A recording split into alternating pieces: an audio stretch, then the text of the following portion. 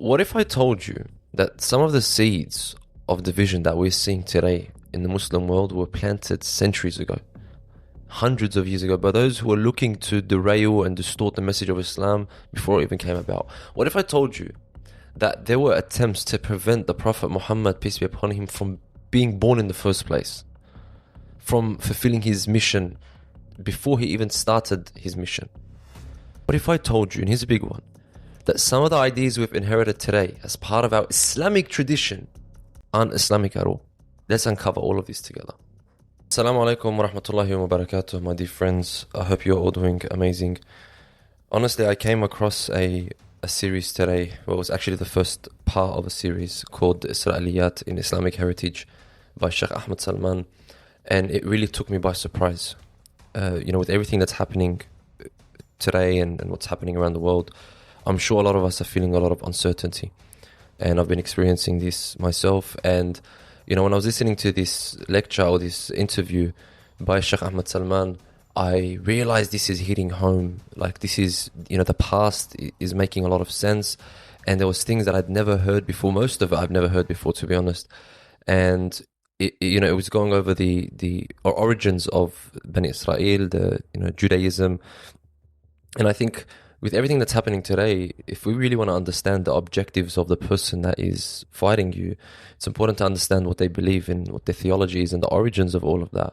As in, as a Shia Muslim, I know that a lot of my beliefs and my theology comes from the sacrifices of the Ahlul Bayt, of Imam Hussein, and Karbala, and Imam Zayn al-Abidin, Imam Ali alayhi salam. And so you can sort of trace back my beliefs to those moments. So how far can we go back when it comes to the Jewish school of thought? Now, I do want to share that the reason why I'm making this podcast episode, and I do intend, inshallah, God willing, to release any future episodes that Shaykh Ahmad Salman has on this, is because I found it extremely valuable, and I don't want there to be a language barrier between English speakers and this content. So I got it translated by ChatGPT, to be honest, just to speed up the process, and I just restructured it a bit so I can, go through the main points as Shaykh Ahmad did for your value, inshallah, so you can benefit from it. I will say that if there are any shortcomings, it is on me. If I miss anything, it's on me. But all credit goes to Shaykh Ahmad. He's done all of the research. I am only a communication channel. And of course, all thanks and praise to Allah subhanahu wa ta'ala.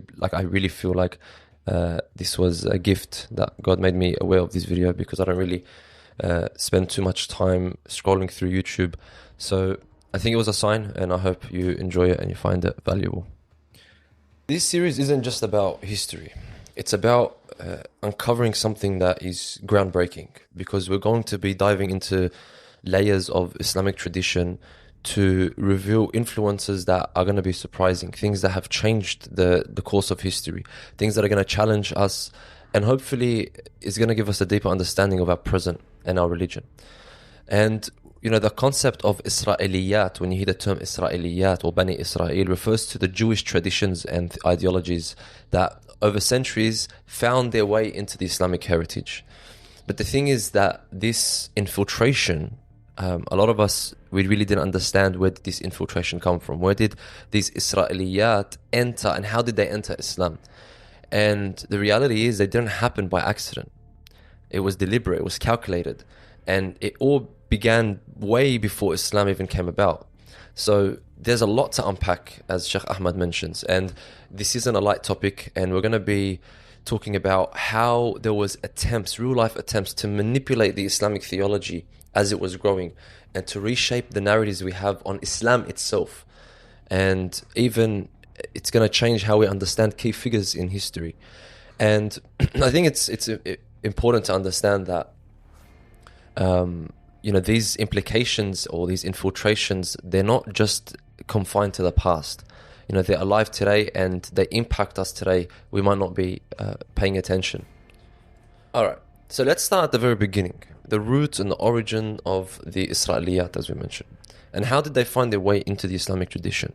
And this is where things actually start to get interesting. Because to understand the origins of the Isra'iliyyat, we need to step back in time, way long before the birth of the Holy Prophet. And what we don't realize is that there were Jewish communities in Arabia, and they had a huge presence in places like Medina and Khaybar, and there were many other regions. But why were they there? Why were they in Medina? What brought them to these specific places and specific lands? And here's the answer. See, it's fascinating that the Jewish scriptures had foretold the arrival of a final prophet. And based on their texts and their prophecies, they knew that he would emerge in the Arabian Peninsula. They knew that the Holy Prophet was coming. They even had detailed knowledge about where he's going to appear in Mecca, Medina. And the Quran confirms this when it says they recognize him as they recognize their own sons in Surah 2, verse 146. And this wasn't a vague recognition. Like, they knew him. The Jewish tribes had precise knowledge. They knew his lineage, they knew his name, the signs of his arrival. But here's the thing. They assumed that the final prophet that would come would be from the lineage of Ishaq, from Isaac, from their own bloodline, not from Ismail. So imagine their shock when they find out that the prophet, peace be upon him, had emerged not as a descendant of Isaac, but as a son of Ismail. This was a turning point. And instead of accepting and embracing him, they resisted him. And the opposition wasn't passive. It was strategic, it was calculated, and it was deeply rooted in their sense of being entitled to divine prophecy. Now, it didn't stop there. What Shaykh Ahmad sheds light on is that something that many of us have never considered is the Jewish opposition to the Prophet didn't start with his message, because they knew he was coming. It started way before he was even born. So this is how he breaks it down.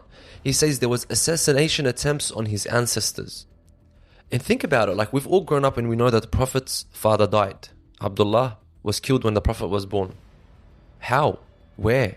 When? He was young. Like, as in, if someone passes away today and in their 20s, the first question, like, how did he pass away? And so there's questions that came up, that the Prophet's father was poisoned during a journey to Medina.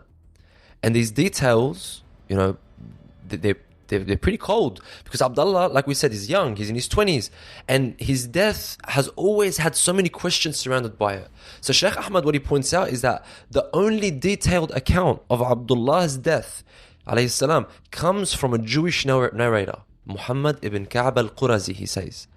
So how come there's only one person that can narrate how the Prophet's father passed away, and that one person happens to be Jewish?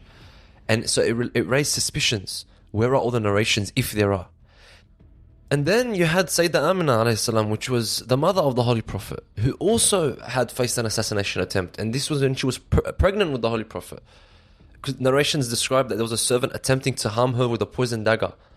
And a plot that they trace back to Jewish factions in Medina. Now, Abdul Muttalib alayhi salam, which was the grandfather of the Holy Prophet, he knew that there was danger surrounding his grandson. And that's why he sent the Holy Prophet to the desert, where he would be breastfed by Halima, the story that we all know. Because he knew that there were Jewish tribes after him. And now, obviously, this was a common practice to send a child into the desert, and to be breastfed and nurtured and so on. But Shaykh Ahmad argues that it was also a deliberate strategy to protect him from those plotting against him in Mecca. And now, here's another fascinating thing that he mentions, is that the birth of the Holy Prophet wasn't just a local event, because it was marked by cosmic signs. And we know this, the Quran speaks about this.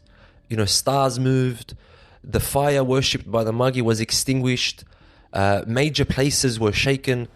And these events, obviously the Jewish tribes are seeing it, they're observing it. So they knew there was something happening. And they knew what these signs meant, because they had studied and they were awaiting the last messenger.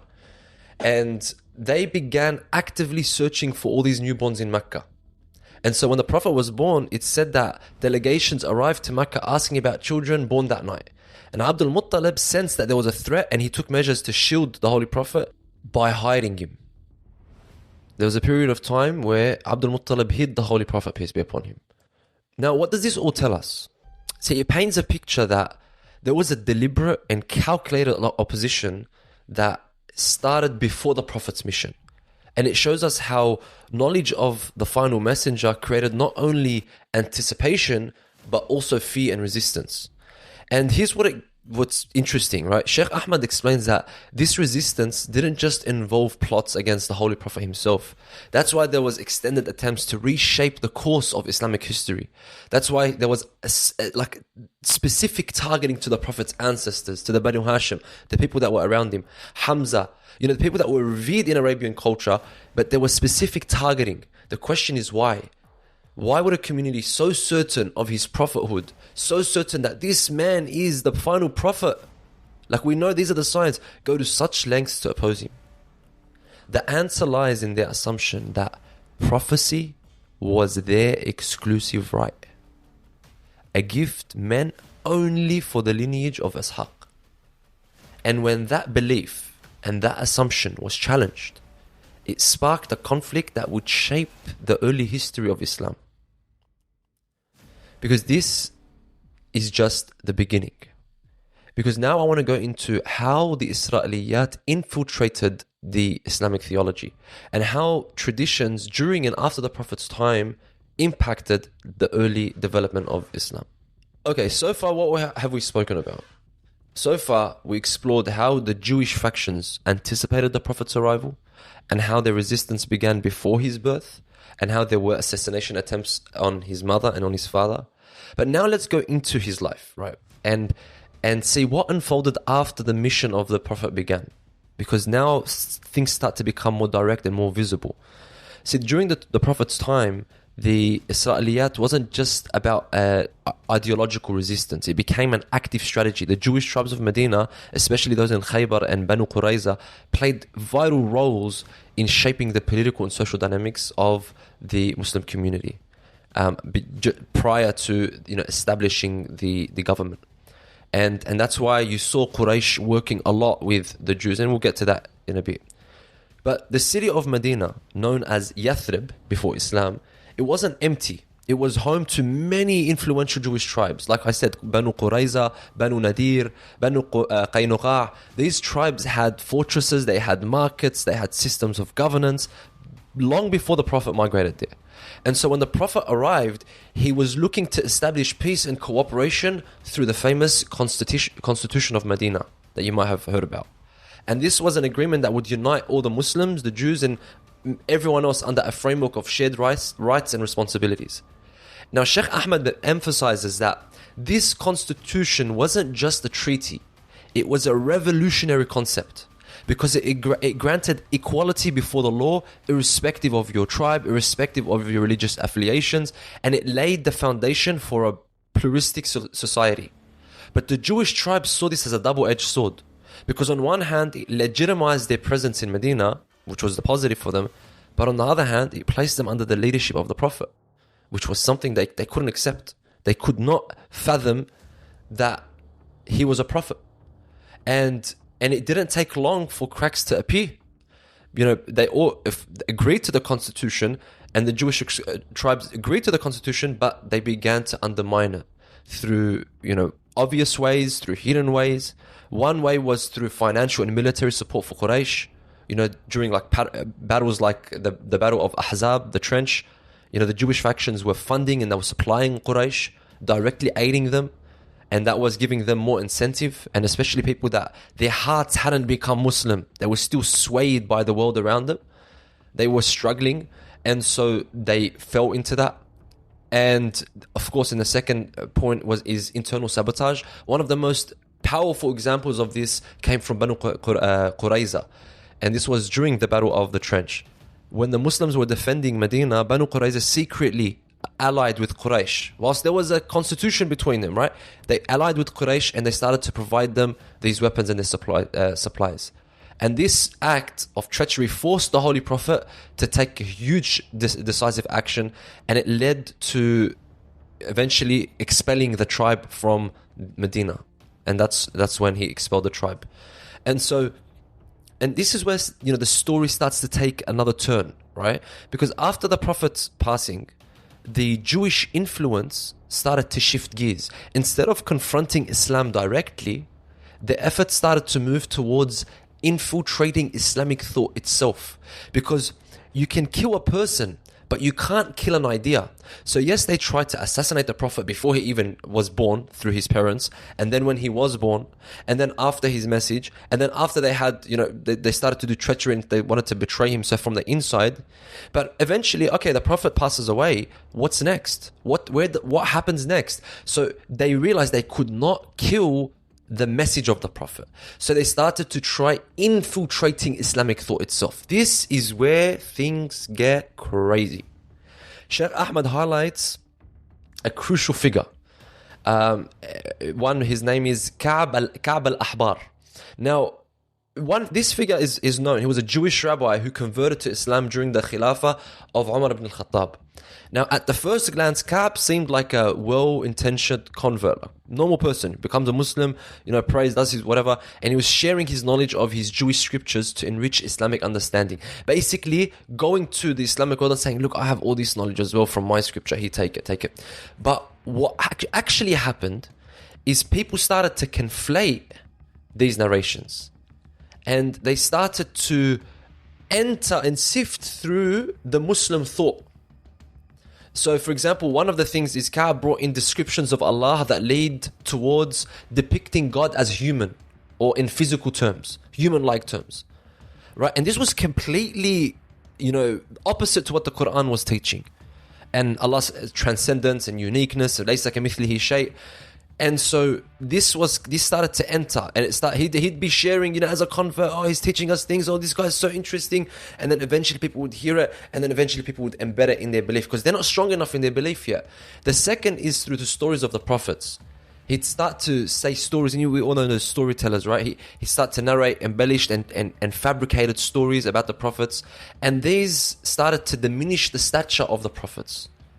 Some of them, portraying them in flawed ways that contradicted the Islamic teachings of asma, or prophetic infallibility.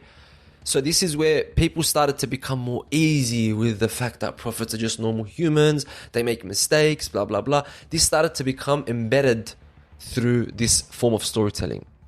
And not just that, but he was also, he wasn't just impacting stories of the past. He was also, Ka'b was introducing stories about the future, shaping ideas about the Day of Judgment, about predestination, about theological concepts. And it started to introduce confusion and division.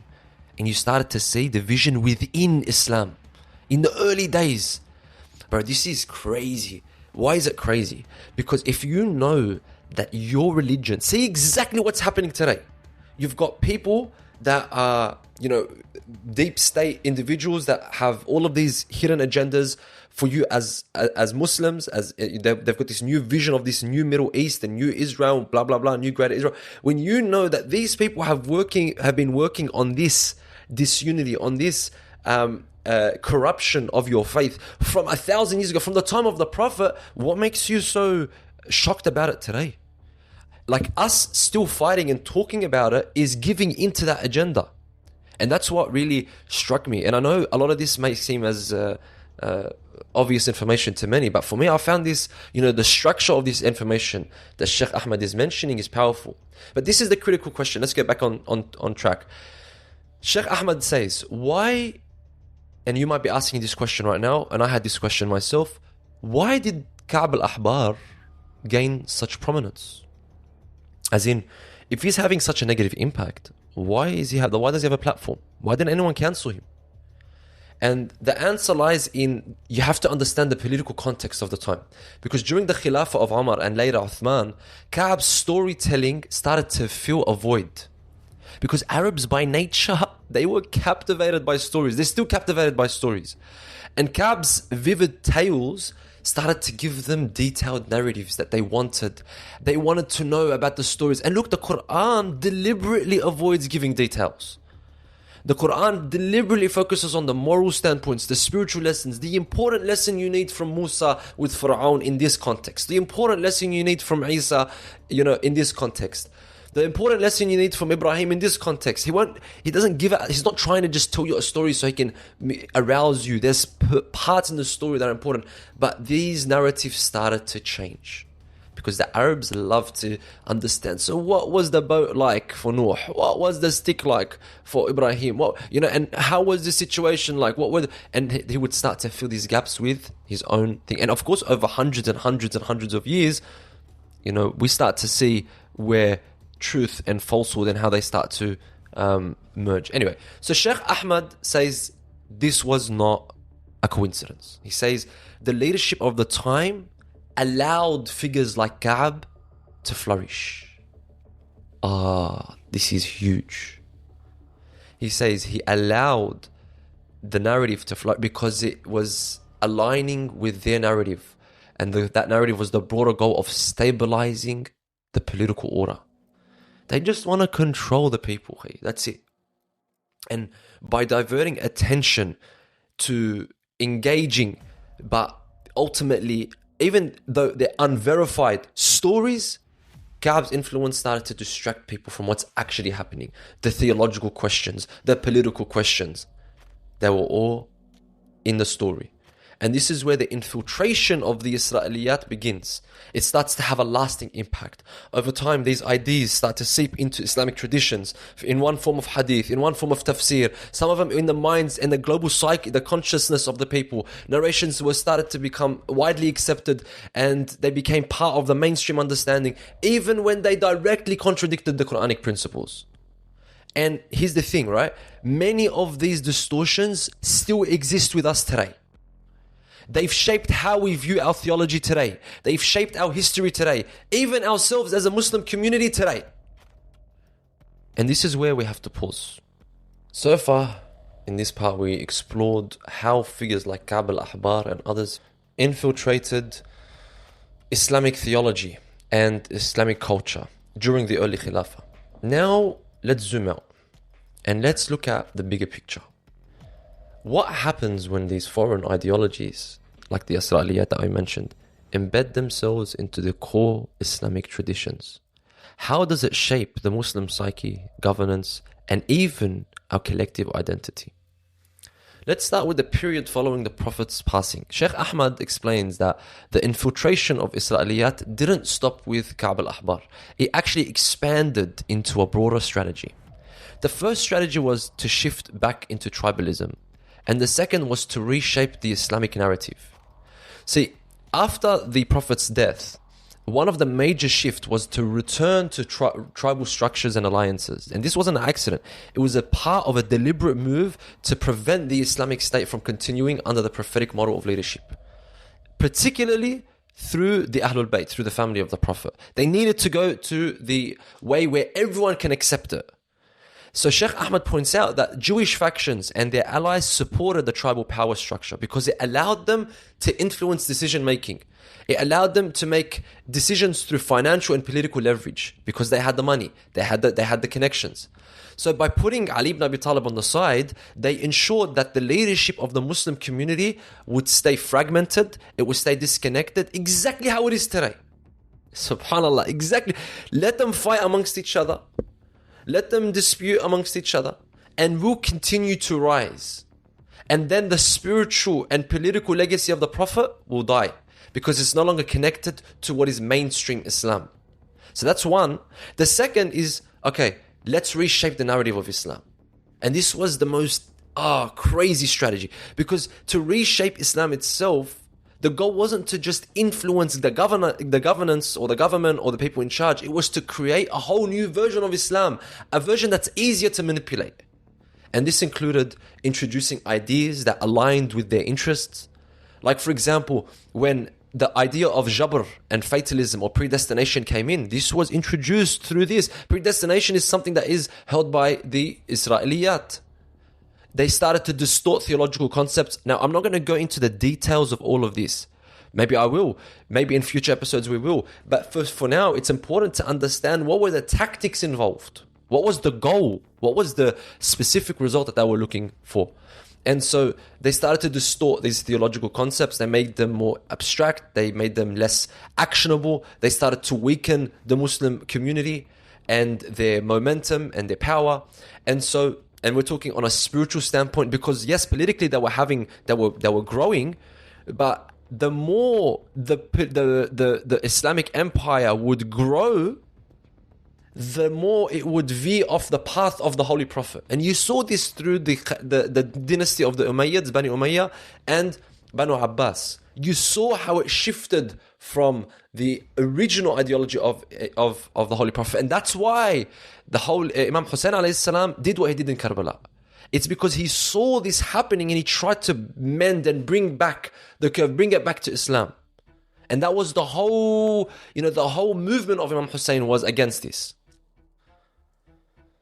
Now, the legacy of these Isra'iliyyat are still with us.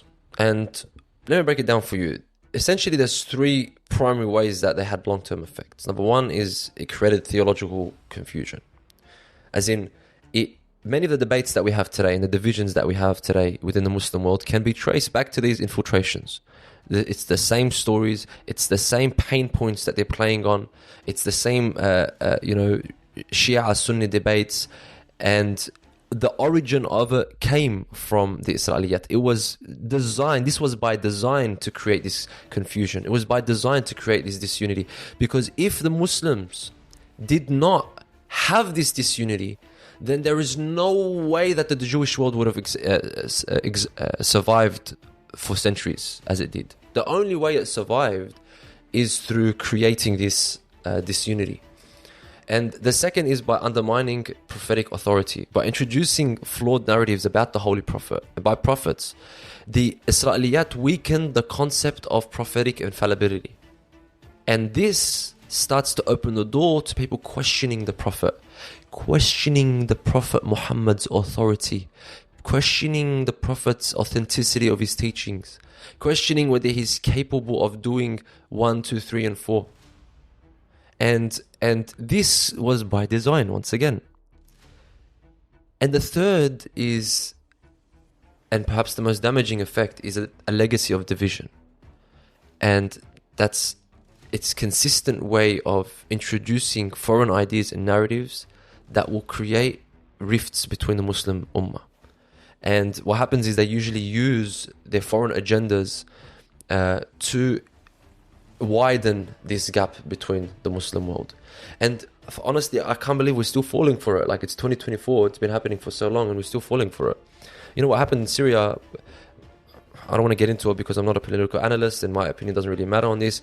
But my point, like, what I see is that, I don't care about Bashar al-Assad as a human being, in the sense where, like, I judge people based on their merit, based on what they've done, based on do they deserve my respect or not, right? Like, throughout this whole conflict, I've never looked at someone and said, yep, I like you because this person likes you, or I like you because I have this preconceived belief. No.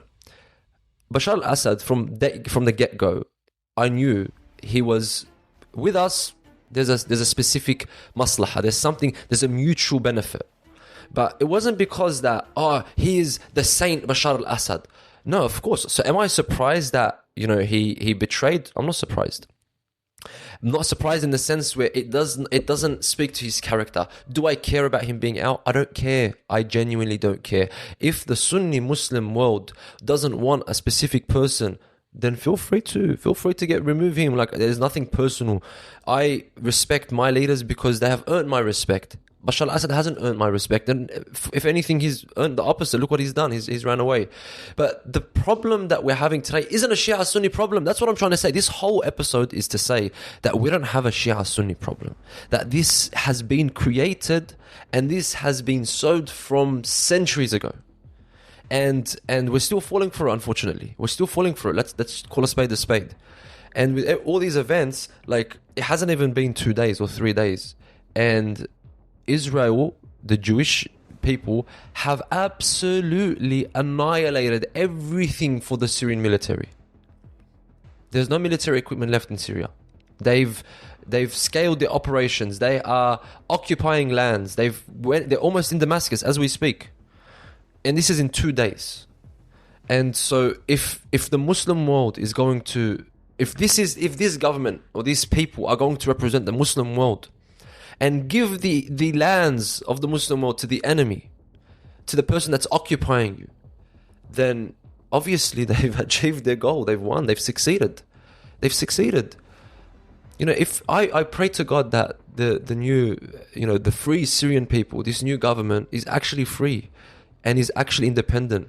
I pray, I hope, wallah, I genuinely hope that they're good. I hope that this, you know, can unite us, this whole issue, instead of divide us, maybe in the next couple of years, where we start to feel the pain of being disunited more and more, and we feel like, no, we need to stay united. I hope.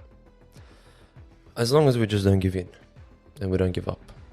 Thank you very much for watching or for listening, and enjoy the rest of your day, my friends. Peace be upon you.